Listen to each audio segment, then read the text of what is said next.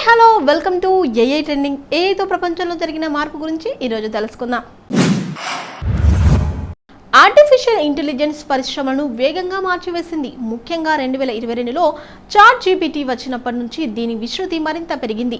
చాలా మంది తమ రోజువారీ జీవితంలో వృత్తుల్లో జెమిని, కోపైలట్, డీప్ సీక్ వంటి చాట్ బాట్లను వినియోగిస్తున్నారు. దీని ప్రయోజనాలు ఎలా ఉన్నా సరే మానవ ఉద్యోగాలను ఆర్టిఫిషియల్ ఇంటెలిజెన్స్ లాగేసుకుంటుందన్న ఆందోళన మాత్రం ఉద్యోగులకు కంటి మీద కునుకు లేకుండా చేస్తున్నాయి. ఈ సరికొత్త సాంకేతికత విప్లవం నడుము మైక్రోసాఫ్ట్ సహా వ్యవస్థాపకుడు బిల్ గేట్ కనీసం కొన్ని రోజులైనా కృత్రిమ మీద ఆధారిత ఆటోమేషన్ నుండి సురక్షితంగా ఉండడానికి అవకాశం ఉన్న వృత్తులపై తన భావాలను పంచుకున్నారు.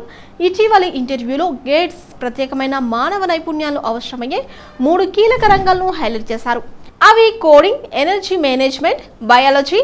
కోడర్లు వీళ్ళే ఆర్టిఫిషియల్ ఇంటెలిజెన్స్ ఆర్టిఫిషియల్ ఇంటెలిజెన్స్ వ్యవస్థలను అభివృద్ధి చేయడానికి బాధ్యత వహించే నిపుణులు తమ ఉద్యోగాలను నిలుపుకునే అవకాశం ఉంది.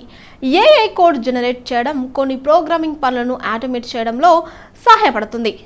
అలాగే పురోగతి సాధించినప్పటికీ సంక్లిష్టమైన సాఫ్ట్వేర్ను అభివృద్ధి చేయడానికి అవసరమైన ఖచ్చితత్వం, లాజిక్, సమస్య పరిష్కార నైపుణ్యాలు దీనికి లేవు. డీబగ్గింగ్ చేయడానికి, రిఫైనింగ్ చేయడానికి, మరోపక్క ఆర్టిఫిషియల్ ఇంటెలిజెన్స్ను మెరుగుపరచడానికి కూడా హ్యూమన్ ప్రోగ్రామర్లు అనివార్యమని గేట్స్ అభిప్రాయపడ్డారు. ఎనర్జీ ఎక్స్పర్ట్స్ శిలాజ ఇంధనాలు, అణుశక్తి, పునరుత్పాదక ఇంధన వనరులతో కూడిన ప్రపంచ ఇంధనం రంగం అత్యంత సంక్లిష్టమైనది. కృత్రిమ మేధస్సు సామర్థ్యాన్ని మెరుగుపరచడం, డిమాండ్ను అంచనా వేయడం, మౌలిక సదుపాయాలను నిర్వహించడంలో సహాయపడుతుంది. అయితే ఇది ఇంధన పరిశ్రమను నిర్వహించే సంక్లిష్టమైన నియంత్రణ, భూభాగాలు, భౌగోళిక రాజకీయ సవాళ్లు, అనూహ్య మార్కెటింగ్, అలాగే హెచ్చుతగ్గులను స్వతంత్రంగా నిర్వహించలేదు. వ్యూహాత్మక నిర్ణయాలు తీసుకోవడంలో, సుస్థిర పరిష్కారాలను అమలు చేయడంలో, విద్యుత్ అంతరాయాలు లేదా వనరుల కొరత వంటి సంక్షోభాలకు ప్రతిస్పందించడంలో మానవ నైపుణ్యం కీలకమని గేట్స్ నొక్కి చెప్పారు. జీవశాస్త్రవేత్తలు జీవశాస్త్రంలో, ముఖ్యంగా వైద్య పరిశోధన, శాస్త్రీయ ఆవిష్కరణలో మానవ అంతర్దృష్టి, సృజనాత్మక, విమర్శాత్మక లోపాలు కనిపిస్తున్నాయి. అయితే డేటాను ప్రాసెస్ చేయడంలో, నమూనాలు గుర్తించడంలో రాణిస్తున్నప్పటికీ ఇది అద్భుతమైన పరికల్పనలను రూపొందించే లేదా పరిశోధనలో సహజమైన పురోగతిని సాధించే సామర్థ్యాన్ని కలిగి ఉండదు. వ్యాధుల నిర్ధారణకు, జన్యు క్రమాలను విశ్లేషించడానికి, ఔషధ ఆవిష్కరణలకు మాత్రం ఏఐ సహాయపడుతుందని గేట్స్ పేర్కొన్నారు. ఇక ఆ టెక్నాలజీ తెలుసుకొని ఉండడం అవసరం. రైతన్నకు ఏఐ అవసరం పడుతుంది. ఫ్యూచర్ ఆఫ్ జాబ్స్ 2025 నివేదికలో వెల్లడి. ఏఐతో కొన్ని ఉద్యోగాలు పెరుగుతాయి, మరికొన్ని తగ్గుతాయని స్పష్టీకరణ. ప్రపంచ ఆర్థిక వేదిక ఇటీవల విడుదల చేసిన ఫ్యూచర్ ఆఫ్ జాబ్స్ రిపోర్ట్ 2025 ఉద్యోగాలకు సంబంధించి పలు ఆసక్తికరమైన వివరాలు వెల్లడించింది. కింది స్థాయి ఉద్యోగాలకి సైతం ఇప్పుడు ఆర్టిఫిషియల్ ఇంటెలిజెన్స్ చొరబడుతుందని, ఫలితంగా 2030 నాటికి కొన్ని రంగాల్లో ఉద్యోగాలు పెరుగుతాయని, మరికొన్ని రంగాల్లో ఉద్యోగాలు క్రమంగా కనుమరుగయ్యే అవకాశం ఉందని పేర్కొంది. 2030 నాటికి బస్ కండక్టర్ వంటి ఉద్యోగానికి కూడా ఏఐ టెక్నాలజీ తెలుసుకుని ఉండటం అవసరమని, ఆఖరుకు వ్యవసాయం చేసే వాళ్లకు ఏఐ టెక్నాలజీ అవసరమని ఏర్పడుతుందని ఫ్యూచర్ ఆఫ్ జాబ్స్ రిపోర్ట్ పేర్కొంది. జాబ్ మార్కెట్లో డిమాండ్ ఉన్న కోర్సుల్లో సీట్లు పెంచాలని, విద్యార్థుల్లో ఆ మేరకు నైపుణ్యం పెంచాలని సూచించింది. 2023లో సేకరించిన లెక్కల ప్రకారం భారత్లో 4.16 లక్షల మంది మాత్రమే ఏఐ నిపుణులున్నారు. కాగా 2025 చివరి నాటికి 6.29 లక్షలు, 2026 నాటికి 10 లక్షల ఏఐ నిపుణులు అవసరమని పేర్కొంది. ఈ మేరకు కంప్యూటర్ కోర్సుల్లో సిలబస్ను మార్చాలని, ఏఐ ఆధారిత పరిశ్రమల తోడ్పాటుతో సిలబస్కు రూపకల్పన చేయాలని సూచిస్తుంది.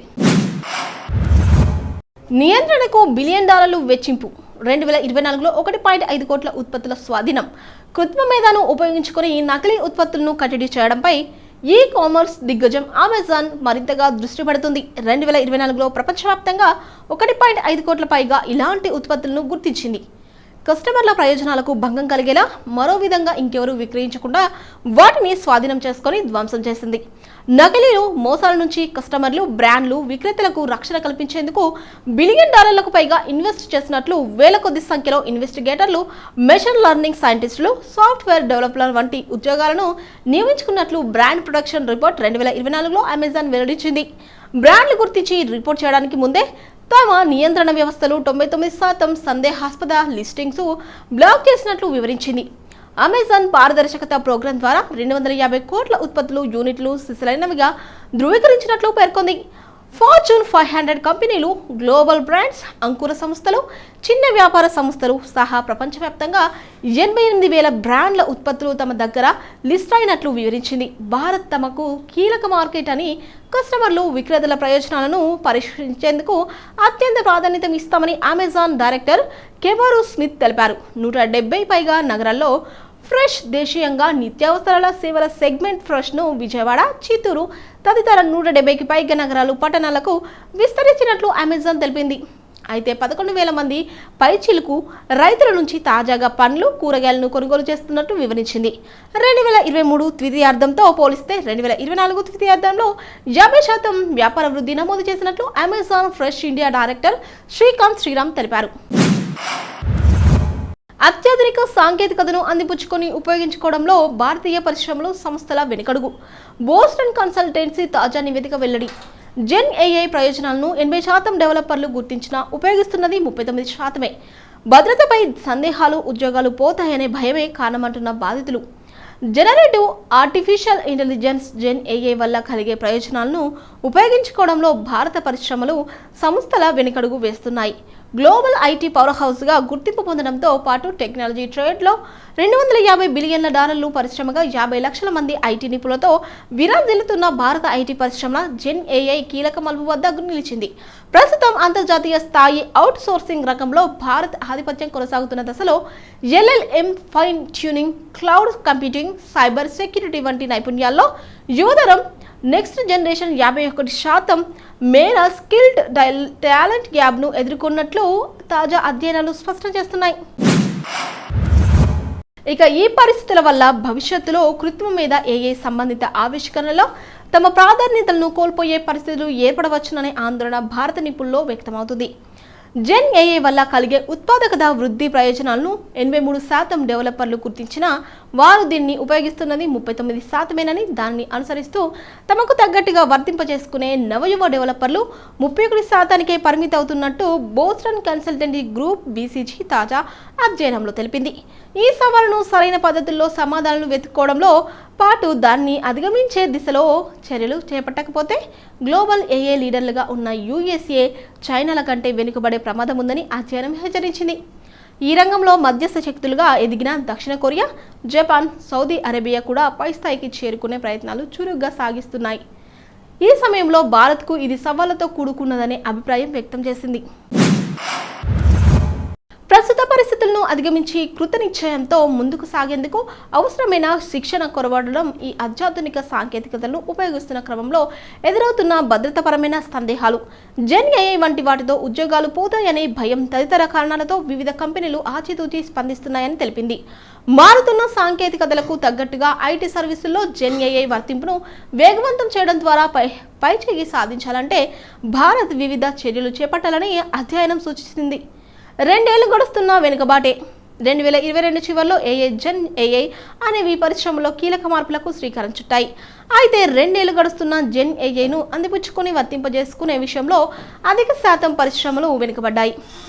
ఇందుకు కారణం టెక్నాలజీ కాదని, మానవ స్వభావం అని, ప్రవర్తనని అంచనా వేస్తున్నారు. ముఖ్యంగా ఉద్యోగులు మొదలు డెవలపర్లలో ఉద్యోగాలు కోల్పోతామనే భయం వెంటాడుతుండడమే ఇందుకు కారణమని చెబుతున్నారు. ఇక ఈ సాంకేతికతను పూర్తి స్థాయిలో అమలు చేసే విషయంలో కస్టమర్ల నుంచి కూడా వ్యతిరేకత ఎదురవుతున్నట్టుగా కంపెనీలు పేర్కొంటున్నాయి. భారత్ ఏం చేయాలంటే వివిధ ప్రావీణ్యాలు, నైపుణ్యాల ఆధారిత శిక్షణ పద్ధతులు చేపట్టాలి. ఏఐ, జెన్ ఏఐలు ఏ మేరకు ప్రభావితం చేస్తాయన్న దానిపై ప్రొఫిషియన్సీ బెస్ట్ ట్రైనింగ్ మోడల్స్ తీసుకురావాలి. మేనేజ్మెంట్, వర్క్ ఫోర్సు తమ నైపుణ్యాలను పెంచుకునేందుకు ప్రోత్సాహకాలు అందించడంతో పాటు ఉత్తమ శిక్షణ నిమిత్తం ఎగ్జిక్యూటివ్ స్పాన్సర్షిప్ చేపట్టాలి. భద్రతాపరమైన ఆందోళనలు, సమస్యలు అధిగమించేందుకు పరిశ్రమ, క్లయింట్లతో దృఢమైన బంధాలు కొనసాగించేలా వ్యూహాలు రూపొందించుకోవాలి. జనరేటివ్ ఏఐ అంటే జనరేటివ్ ఏఐ అనేది యూజర్ కోరుకున్న కంటెంట్ లేదా విజ్ఞప్తికి తగ్గట్టుగా సాఫ్ట్వేర్ కోడ్ను రూపొందించుకుంటుంది. ముఖ్యంగా ట్రైనింగ్, ట్యూనింగ్, జనరేషన్ అనే 3 దశలుగా పనిచేస్తుంది.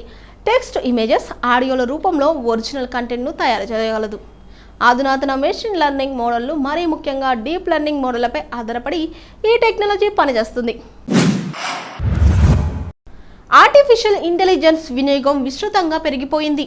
ఇప్పటికే చాలా మంది కస్టమర్లు ఏఐ వేళ్ల మీద వినియోగిస్తున్నారు.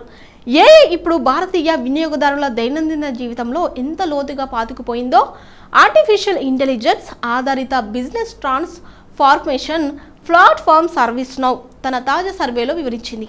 షాపింగ్ సిఫార్సుల కోసం 84% మంది, ఆహారం భోజన సూచనల కోసం 82% మంది పెట్టుబడి అవకాశాలను పరిశీలించడానికి ప్రతి 5గురిలో 4 78% ఏఐ చాట్బోట్లను ఉపయోగిస్తున్నారని సర్వేలో తేలింది.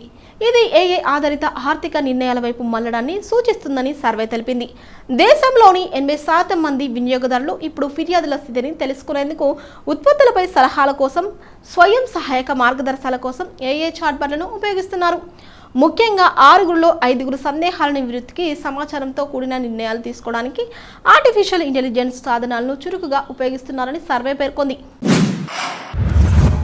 కస్టమర్ సర్వీస్లో మాత్రం రోజువారీ జీవితంలో కృత్రిమ మీద పెరుగుతున్న పాత్ర ఉన్నప్పటికీ దాని సమయాన్ని ఆదా చేసే సామర్థ్యాలు కస్టమర్ సర్వీస్ నిరీక్షణ సమయాలను తగ్గించడంలో మాత్రం సహాయపడడం లేదు.